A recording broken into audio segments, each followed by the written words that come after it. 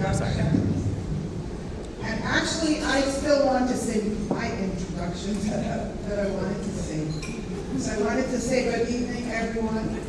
My name is Dilsa Capdeville, and I have practiced social work in the Virgin Islands for the last 63 years.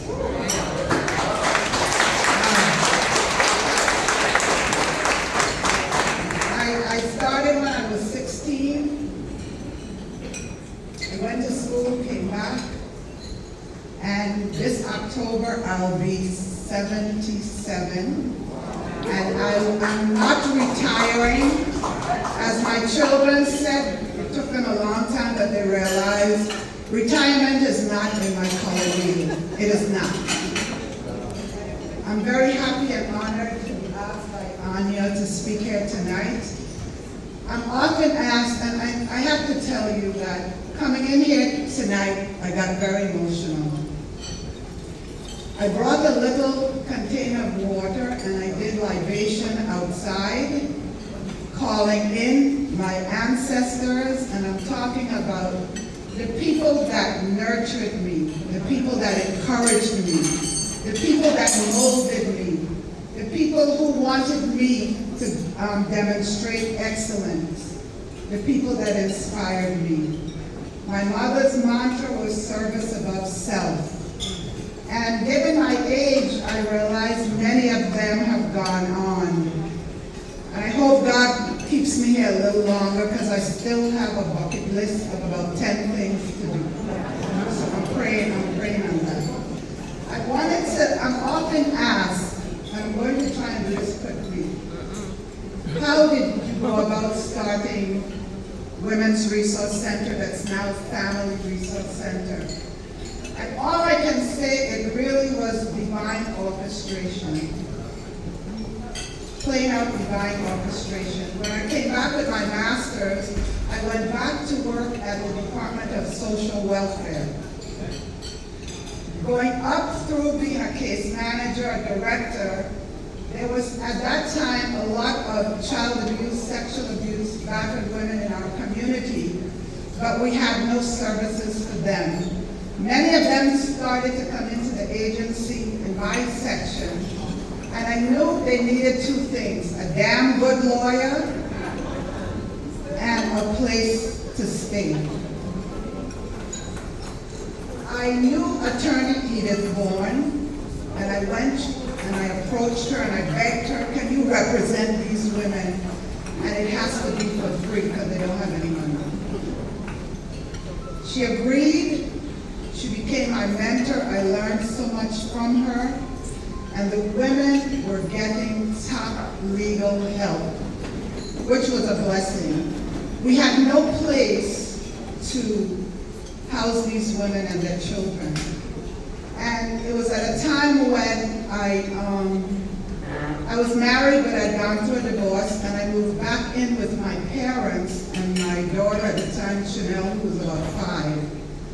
So the women that I worked with that had no place to live, I would bring them home to my parents and have them sleep in my car with pillows and blankets, them and their children, and my parents and myself fed them, helped the children do their homework, and then at some point, my parents had a tenant upstairs. So they helped her find an apartment elsewhere, paid too much rent, and upstairs of my parents' house became our first battered women's shelter. I was about 26, 27 at the time. Mrs. Bourne called me down one day. Mrs. Bourne was a lady that was very feisty, and if she called you to her office for high tea, that means you're either in deep caca or she wants to get you to do something. So she said, how long are you going to do this? You're outside of your parents' house, the women and the kids are in a car. So I said, we're going to figure something to do. She got myself, Alice Hamilton, who was our first director, and also Ron Belfern, who was on our board, and myself, and we marched up to Government House to see Governor Alex Farrelly. We got there at 10 o'clock. By the time we left at 5, we had, Roy Snyder was Commissioner of Health. We needed a safe house. He had his maintenance people from the hospital go up to, I know a lot of you would know where the old municipal hospital was, but it's up around the field.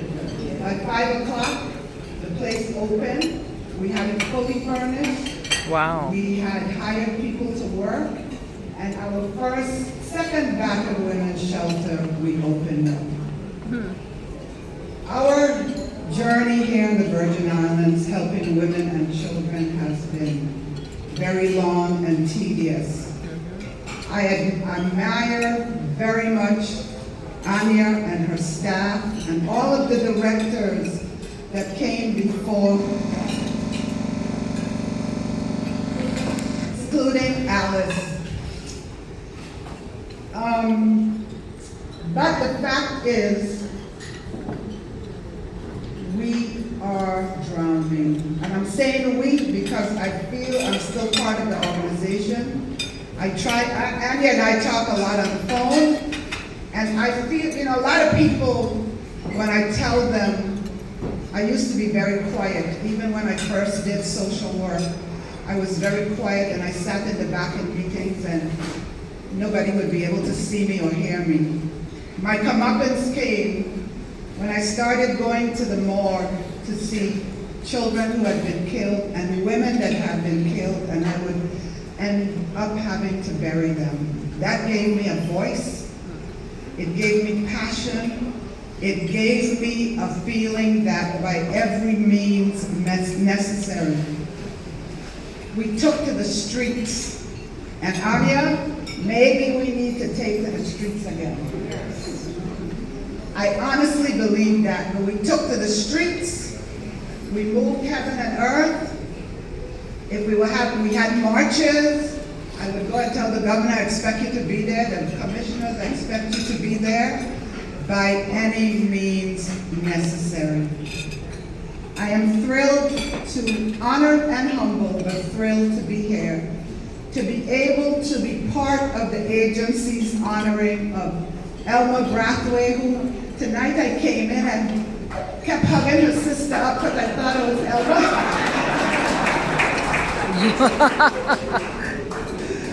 Oh, well, you two look so much alike.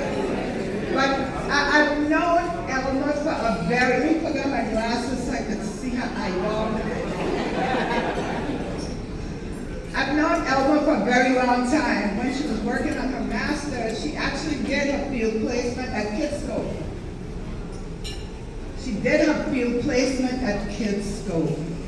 And when she finished and she started working at the AG's office, she was a fighter and a warrior down there. If you wanted something done down there, you don't go to the lawyers, you go to Elma.